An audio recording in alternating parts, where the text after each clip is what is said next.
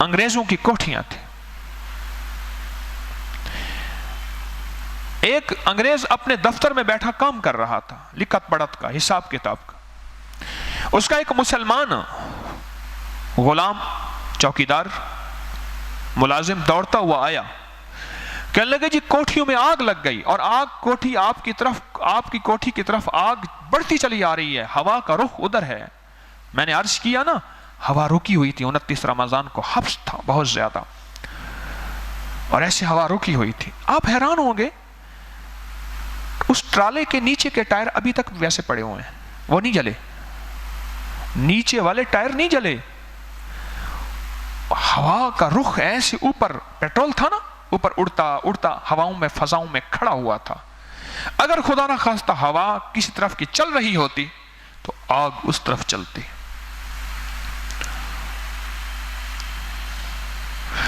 تو انہوں نے کہا ہوا کا رخ اس طرف ہے، آپ کی کوٹھی کی طرف ہوا آ رہی ہے اور آپ کی کوٹھی جل جائے گی. بس چند کوٹھیاں باقی رہ گئی ہیں، سب عاجز آ گئے ہیں، بندے جل گئے ہیں، سامان جل گئے ہیں. وہ لکھتا رہا.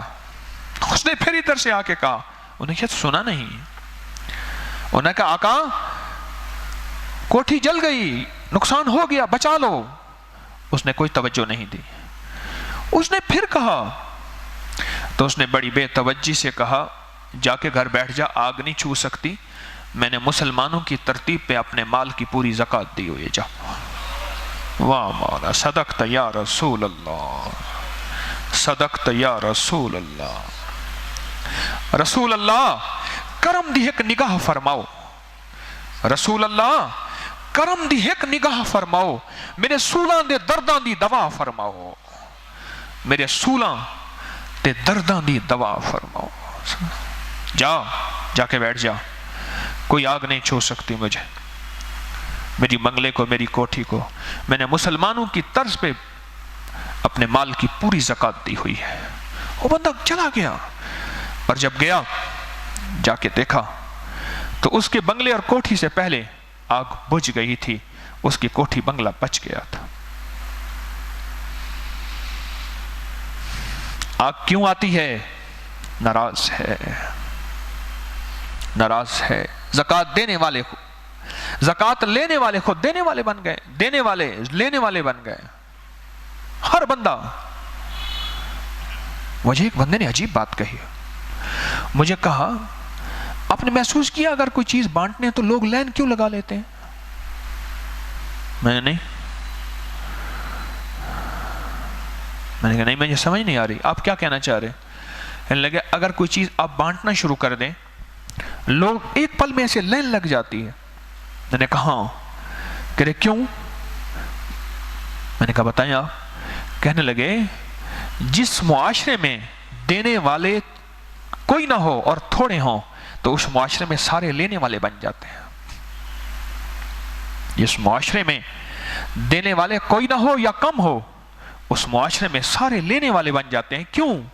اس معاشرے میں دینے کا رواج ختم ہو جاتا ہے، مزاجوں میں، طبیعتوں میں دینے کا مزاج ختم ہو جاتا ہے.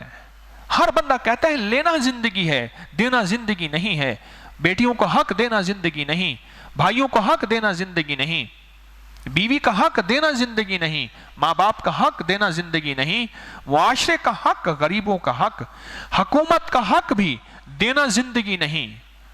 کیا وہ کسی ٹول پلازے کے ٹوکن کے نام پہ ہو یا کسی نام پہ ہو، دینا زندگی نہیں. پھر سارے لینے والے بن جاتے ہیں، سارے لینے والے بن جاتے ہیں. ابو دردہ رضی اللہ تعالیٰ عنہ کی دعا آج بھی تجھے آگ سے بچائے، حادثوں سے بچائے، مشکلات سے بچائے، مسائل سے بچائے، زندگی کی ناکامیوں سے بچائے. آج بھی میرے والد صاحب رحمت اللہ علیہ کے ایک بندے نے آگ لگائی، آج بھی ہمارا پڑوسی ہے، ابھی بھی میں اس کو دیکھتا رہا. والد صاحب کا جو دکان کے ساتھ گودام تھا بہت بڑا، بہت سامان پڑا ہوتا تھا. ایک جگہ مال آتا ہے نا، جڑی بوٹیاں، ادویات، چیزیں اور بھی، اس کا باردانہ پڑا ہوا تھا، بوریاں پڑی ہوئی تھی، ڈھیر لگ کے پڑا ہوا تھا۔ ساتھ ہی ایک صاحب تھے، ان کی بھینس تھی، وہ ان سے شام کو دودھ لینے آتا تھا۔ وہاں وہ بیٹھ کے بھرا ہوا سگریٹ پیتا تھا، بھرا ہوا سمجھ گئے، وہ سگریٹ پیتا تھا۔ ہمارے والد صاحب رحمۃ اللہ کے ملازم تھے، انہوں نے اس کو روکا، یہاں نہ پیا کر تو۔ وہاں جہاں گودام تھا، باردانہ پڑا ہوا تھا، اس کے ساتھ چھت کے ساتھ سوراخ تھے ہوا کی کراسنگ کے۔ تو اس نے کہا ادھر سے دھواں ہوا کا رخ آتا ہے، ہماری طبیعت خراب ہوتی ہے۔ حتیٰ کہ رمضان میں بھی وہ بیٹھ کے وہیں پیتا تھا۔ انہوں نے کہا ہمارے روزے خراب نہ کر تو۔ اس نے اس کو اپنی توہین سمجھا۔ یہ بعد میں کسی نے بتایا کہ یہ سارا کارنامہ اسی نے کیا تھا۔ اس نے کیا کیا؟ جلتا ہوا سگریٹ اور جلتی ہوئی 2-3 ماچس کی تیلیاں اوپر سے باردانے میں پھینک کے رات کی تاریکی میں چلا گیا۔ وہ گلی سنسان تھی، آگے بند ہو جاتی تھی، بند گلی تھی۔ 2 ہی گھر تھے وہاں، ایک اس کا گھر تھا جو گوالا تھا جس نے بھینس رکھی ہوئی تھی، گدا ریڑھی تھی اس کی، اور گدا ریڑھی کام کرتا تھا اور ایک بھینس میں دودھ بیچتا تھا۔ یا پھر میرے والد صاحب رحمۃ اللہ کا وہاں گودام تھا، دکان تھی بڑا سارا۔ اچھا، ہم صبح جب پہنچے تو باردانے پہ آگ لگی ہوئی تھی، اور آگ لگ کے بجھ گئی تھی، اور ہلکی ہلکی سلک رہی تھی، یعنی ایک بوری سے دوسری نیچے گئی، شعلے نہیں بنے، ہلکی ہلکی راکھ اور ہلکی سلک بھی ایسے جیسے بجھ گئی ہو، جیسے ہلکی سی کوئی چنگاری سی پڑی ہو۔ ایک دم پریشان، فوراً پانی پھینکا اور نیچے ہٹایا تو نیچے آگ نہیں گئی تھی۔ کہ آگ ان سوراخوں سے گلی سے سمجھ آ گئی کہ کسی نے پھینکی ہے، سمجھ آ گئی کسی نے پھینکی ہے، اور کسی نے اس کو دانستہ جلایا ہے، دانستہ جلایا۔ اب تحقیق کرنے لگے کس نے جلایا ہے، اور اللہ کا شکر بھی مولا تو نے کرم کر دیا کہ تو نے فضل کیا کہ یہ آگ نہیں لگی، ورنہ بوریوں کو آگ لگتی، آگے ساری جڑی بوٹیاں تو ہوتی گھاس ہیں، اور کیا ہوتا ہے، اور کچھ تیل کے ڈرم پڑے ہوئے تھے اور سامان بھی پڑا ہوا تھا، وہ تو آگ ایسی ہو لپیٹ میں لے لیتی۔ تحقیق کرتے کرتے 2 چیزوں کی تحقیق کی، ایک یہ ہے کہ آگ لگائی کس نے، ایک یہ ہے بجھی کس سے۔ 2 تحقیق ہے نا، کہ آگ لگائی کس نے، ایک یہ ہے کہ بجھی کیسے، جبکہ سارا وہ برننگ میٹیریل تھا، سارا جلانے والا نظام تھا سارا۔ بجھنے کا پتہ تو یوں چل گیا کہ ہر فرض نماز کے بعد انمول خزانہ پڑھا جاتا ہے، اور انمول خزانے کی یہ دعا ضرور پڑھی جاتی ہے۔ پڑھتے ہیں نا آپ سورۃ فاتحہ، آیت الکرسی، شہد اللہ انہ لا الہ الا والی آیت، قل اللہم مالک الملک، اور لقد جاءکم سورۃ توبہ کی آخری 2 آیات، اور یہ 5 قرآن کی آیات، اور چھٹی یہ مسنون دعا جو حدیث سے ثابت ہے۔ یہ 6 چیزوں کا نام کیا ہے؟ انمول خزانہ۔ میرے حضرت رحمت اللہ علیہ نے مجھے دیا، پھر میں لوگوں کو بتاتا تھا، نشان لگا کے دیتا تھا، پھر بہت سال پہلے میں نے اس کو چھپوا دیا اور اللہ نے ذریعہ بنایا، تو لاکھوں لوگوں کو فیض کا، خیر کا، برکت کا ذریعہ بن گیا۔ الحمدللہ میں خود بھی پڑھتا ہوں، آج بھی مغرب کی نماز کے بعد میں نے پڑھا۔ اب احساس ہوا کہ ہم جو اس کو پڑھتے رہے، اس دعا کی برکت سے اللہ نے وہ آگ کا نظام بچا دیا۔ اور بعد میں اس بندے کا پتہ بھی چل گیا کہ جس بندے نے یہ سارا نظام کیا تھا، کہ اس بندے نے، اس کا پتہ چل گیا کہ اس نے صرف وہ سگریٹ کی روکنے کی وجہ سے اس نے کہا کہ میں نے ان کا سب کچھ آگ لگا دوں، سب کچھ ختم کر دوں۔ اب اگلی بات اور سنیں، بہت عرصہ وہ ناراض رہا، کئی سال ناراض رہا۔ ایک دفعہ مجھے آ کے ملا، السلام علیکم، کیا حال ہے، خیریت سے ہیں؟ اب تو آپ ملتے ہی نہیں۔ میں نے کہا جی آپ کے سامنے ہوتا ہوں، کوئی وظیفہ بتائیں۔ میں نے کہا کس لیے؟ کہنے لگے بس کچھ حالات تھوڑا سے کمزور ہیں۔ اچھا، مجھے اس کے حالات کی خبر تھی کہ اس کا بزنس، اس کا رزق، ہر چیز ختم ہو گئی، اور ہوئی بھی اس کام کے بعد۔ قدرت کا نظام دیکھیں۔ حالانکہ میں نے میرے والد رحمت اللہ علیہ نے کسی کوئی بد دعا نہیں کی، اس کے لیے کوئی ایسا تعویذ نہیں کیے، اس کے اوپر کوئی ایسا کوئی بندش، کچھ بھی نہیں، کچھ بھی نہیں.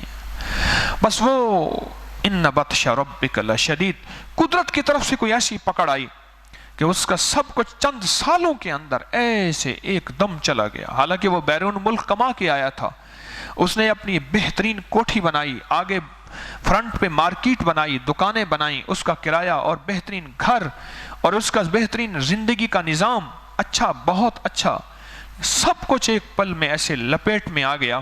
اور لپیٹ میں جب آیا تو مجھے اس کی خبر تھی، لیکن آج وہ خود سامنے آیا تو مجھ سے کہنے لگا بس کوئی کمی بیشی ہے، کوئی حالات ذرا کمزور ہیں، تو کچھ کاروبار بھی، رزق بھی، کئی جگہ ہاتھ ڈالا اور کیسے ایسے اس طرح. تو کوئی وظیفہ بتائیں، سنیں آپ بتاتے ہیں لوگوں کو، مجھے فلاں بندے نے کہا ہے. تو میں نے کہا یہ وہ حکیم دار ہے، لہجہ سمجھ رہے ہیں؟ لہجے کے اندر وزن نہیں ہے، لہجہ کے اندر عظمت نہیں ہے. یہ حکیم دار کا، ارے ہاں. میں نے کہا وہ تو ہمارا بھائی ہے، ہمارا پڑوسی ہے، ہم تو کوئی مسئلہ نہیں، سے پوچھ لیں گے. اور اس نے مجھے وظیفہ بھی جس انداز سے پوچھا کہ ایسے کہ میں حکیم طارق تجھ پہ احسان کر رہا ہوں. سچ بتاؤں اس کا لہجہ ایسے تھا. لیکن میں نے کہا اب موقع آ گیا اس سے بدلہ لینے کا، اب موقع ہے ملا. اب کئی سالوں کے بعد خود ہاتھ پکڑایا اس نے، بدلہ لینے کا موقع آ گیا ہے. ایک تو انداز یہ ہے کہ ہے دعا کے آتش عشق میں تو بھی میری طرح جلا کرے، نہ نصیب ہو تجھے ہنسنا تیرے دل میں درد اٹھا کرے، تیرے سامنے تیرا گھر جلے تیرا بس چلے نہ بجھا سکے، تیرے دل میں ہو یہ دعا کہ گھر کسی کا نہ جلا کرے. ایک تو انداز یہ ہے، اور ایک انداز یہ ہے کہ نہ مجھے جلانے والے تو سدا روشن رہے، آباد رہے. میں نے کہا آپ استغفار کریں، کیونکہ اسے اب استغفار کی ضرورت تھی، جسے آج مجھے بھی، امت کو بھی، انسانیت کو بھی، سارے عالم کو بھی استغفار اور اجتماعی توبہ کی ضرورت ہے، اور اللہ سے معافی کی ضرورت ہے. اسے بھی استغفار کی ضرورت تھی. میں نے کہا آپ استغفار کریں. مجھے کہنے لگے کوئی مجھے مختصر سا استغفار بتا دیں. میں نے کہا مختصر سا استغفار ہے رب اغفر ورحم وانت خیر الراحمین، کہ مجھے سب سے زیادہ پسندیدہ یہی استغفار ہے.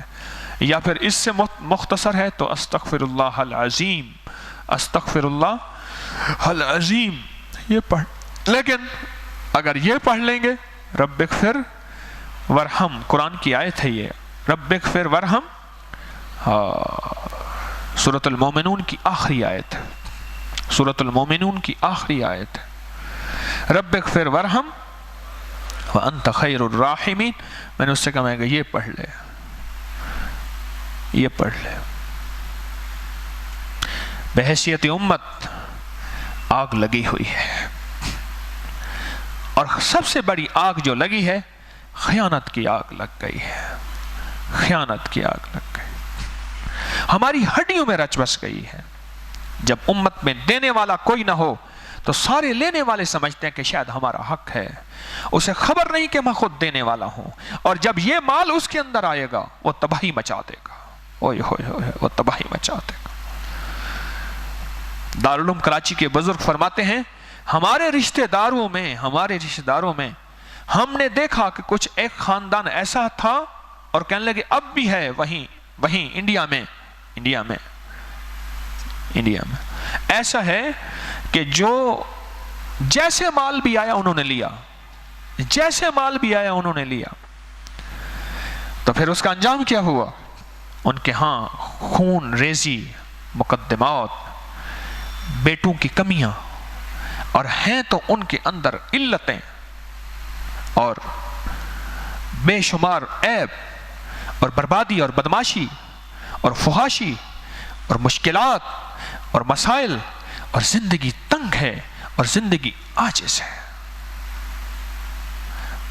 مال آیا، جیسے آیا، جس طرح آیا، لقمہ اپنا ہے یا غیر کا ہے، کھیت اپنا ہے یا غیر کا ہے، آیا، حدود کا خیال نہیں رکھا، آیا، اس کا انجام یہ ہوا نسلیں برباد ہو گئیں، सुख चैन जिंदगी का चैन खत्म हो गया।